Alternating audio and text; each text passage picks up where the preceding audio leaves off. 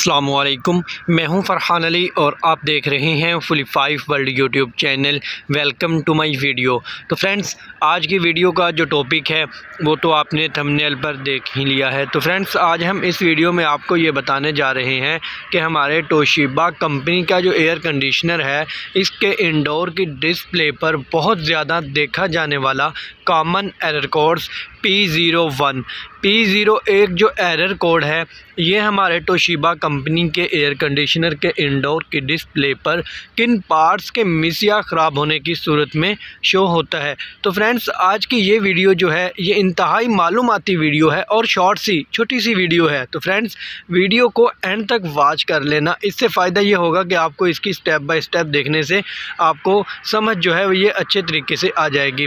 तो फ्रेंड्स, चलते हैं अब हम वीडियो की जानिब और हम वीडियो को स्टार्ट कर लेते हैं बिना किसी टाइम वेस्ट किए। तो फ्रेंड्स, अगर आपके घर में या आपके ऑफिस में तोशिबा कंपनी का एयर कंडीशनर जो है ये लगा हुआ है और आपको इसके इंडोर की डिस्प्ले पर आपको P01 का जो एरर है ये देखने को मिलने लग गया है, तो फ्रेंड्स अब आपको ये कैसे पता चलेगा कि इसमें क्या फ़ॉल्ट है, वही तो फ्रेंड्स मैं आपको इस वीडियो में बताने जा रहा हूं। अगर आपको इसके डिस्प्ले पर P01 का एरर देखने को मिलने लग गया है तो फ्रेंड्स, जो इसका फ़ॉल्ट है वो है indoor unit fan motor error faulty. तो फ्रेंड्स, इसका मतलब ये है कि हमारे एयर कंडीशनर में जो इंडोर यूनिट होता है, इस इंडोर यूनिट में जो फ़ैन मोटर लगी होती है, जिसे हम ब्लोअर मोटर भी बोलते हैं, फ्रेंड्स इसमें अगर कोई ख़राबी आ जाए, इसकी जो पिक है वो मैंने स्क्रीन पर लगाई हुई है, आप इसे देख सकते हैं। ये फ़ैन मोटर होती है। फ्रेंड्स, अगर इसमें कोई ख़राबी हो या ये जल चुकी हो तो इस कंडीशन में ही आपको इसके इंडोर की डिस्प्ले पर P01 का जो एरर है ये देखने को मिलेगा। तो फ्रेंड्स, अब आपको इसे चेक करना है, वो कैसे, वो भी मैं आपको तफसील से समझा देता हूं। फ्रेंड्स, आप ये काम बिना टेक्नीशियन के कर सकते हैं। तो सबसे पहले फ्रेंड्स, आप जब इंडोर के कवर को ओपन करेंगे, ओपन करने के बाद फ्रेंड्स जब आप इसकी राइट साइड पर देखेंगे कि वहाँ पर आपको ये फ़ैन मोटर जो है ये इंडोर की PCB किट के नीचे वाली साइड पर लगी हुई नज़र आ जाएगी। तो फ्रेंड्स, सबसे पहले आपको इस क्या चेक करना होगा वो मैं आपको बता देता हूँ। सबसे पहले तो फ्रेंड्स, आपको इस फ़ैन मोटर की जो वायर्स हैं, जो इस फ़ैन मोटर से लेकर इंडोर की PCB किट तक जा रही हैं, फ्रेंड्स आपको इन वायर्स को चेक करना होगा। अगर ये वायर्स कहीं से कट हो जाएँ या ब्रेक हो जाएँ या टूट जाएँ तो इस कंडीशन में भी आपको इसकी डिस्प्ले पर P01 का एरर देखने को मिलेगा। या फ्रेंड्स, ये मोटर शॉर्ट हो जाए या ये फ्रेंड्स ये मोटर वर्क ही ना कर पाए, यानी कि जल चुकी हो, तो इस कंडीशन में भी आपको इसके डिस्प्ले पर P01 का ही एरर देखने को मिलेगा। तो बिलफर्ज फ्रेंड्स, ये फ़ैन मोटर जो है ये सही है, इसकी जो वायर वगैरह है ये नहीं कटी हुई, लेकिन आपको फिर भी इसके डिस्प्ले पर एरर नज़र आ रहा है। तो फिर आपको जो इसका नेक्स्ट पार्ट चेक करना है वो इसके इंडोर की PCB किट है। वो इस तरह कि फ्रेंड्स, जब हमारे टेक्नीशियन सर्विस करते हैं ना, तो वो इसके इंडोर की PCB किट से जो जैक है वो उतार लेते हैं। उतारने के बाद वो इसको लगाना भूल जाते हैं। तो इस कंडीशन में भी जो एरर है ये P01 का ही देखने को मिलेगा। तो बिलफर्ज वो भी जैक भी सही लगा हुआ है, लेकिन फ्रेंड्स हमारे टेक्नीशियन एक और ऐसी गलती करते हैं, वो ये है कि फ्रेंड्स जब वो जैक को उतारते हैं ना, उतारते वक्त वो जैक के जो लाग हैं इनको ओपन नहीं करते, वो पीछे से वायर्स को ही पकड़कर जैक को खींचने की कोशिश करते हैं। इस सूरत में जैक के अंदर से जो वायर है, उसकी जो पिन है ये निकल जाती है। जब ये पिन निकल जाएगी तो फ्रेंड्स ये वहाँ से हल्की सी भी पीछे आ जाएगी, जिससे इसके इंडोर की PCB किट में जो जॉइंट लगता है, जो इनकी पिन आपस में मिलती है, वो ना मिलेगी, लेकिन जैक से भी बाहर नहीं अभी आपको सही देखने को मिलेगी। तो इस सूरत में भी आपको इसकी डिस्प्ले पर P01 का ही एरर देखने को मिलेगा। आपने इस छोटी छोटी चीज़ों को भी गौर करना है, इन्हें भी अच्छे से आपको चेक करना होगा। तो बिलफर्ज अगर ये जैक लूज़ हो, टूट चुका हो, स्पार्क होता हो, तो इस कंडीशन में भी आपको इस पे जो एरर है वो P01 का ही देखने को मिलेगा। तो बिलफर्ज फ्रेंड्स, ये जैक भी सही है, ये भी ख़राब नहीं है, ये भी सही से फिट हुआ है, लेकिन इसके बाद फिर भी आपको एरर देखने को मिल रहा है। तो फिर फ्रेंड्स, आपको इसके इंडोर की जो PCB किट है इसको चेक करना होगा। अगर आप ये ख़ुद चेक करना जानते हो तो ख़ुद कर लें, या आप इनके टेक्नीशियन से इसे रिपेयर करवा लें।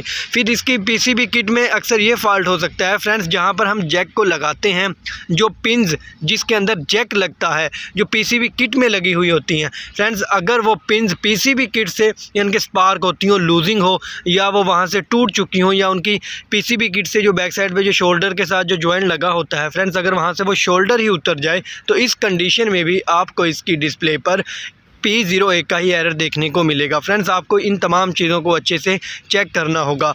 तो फ्रेंड्स, जब आप इसकी पीसीबी किट को भी देख लेंगे, अगर आपको फिर भी समझ नहीं आ रही होगी तो फिर फ्रेंड्स आप इसके जो टेक्नीशियन है उससे इसकी पीसीबी किट को रिपेयर करवा सकते हैं। तो बिलफर्ज फ्रेंड्स इसकी पीसीबी किट भी सही है। ये तमाम चीज़ें जो मैंने आपको बताई हैं आपने स्टेप बाय स्टेप चेक कर ली हैं, लेकिन ये इनमें कोई फ़ॉल्ट नहीं है, लेकिन एरर फिर भी आ रहा है। तो एक और ऐसा मसला हो सकता है फ्रेंड्स, वो भी मैं आपको बता देता हूँ।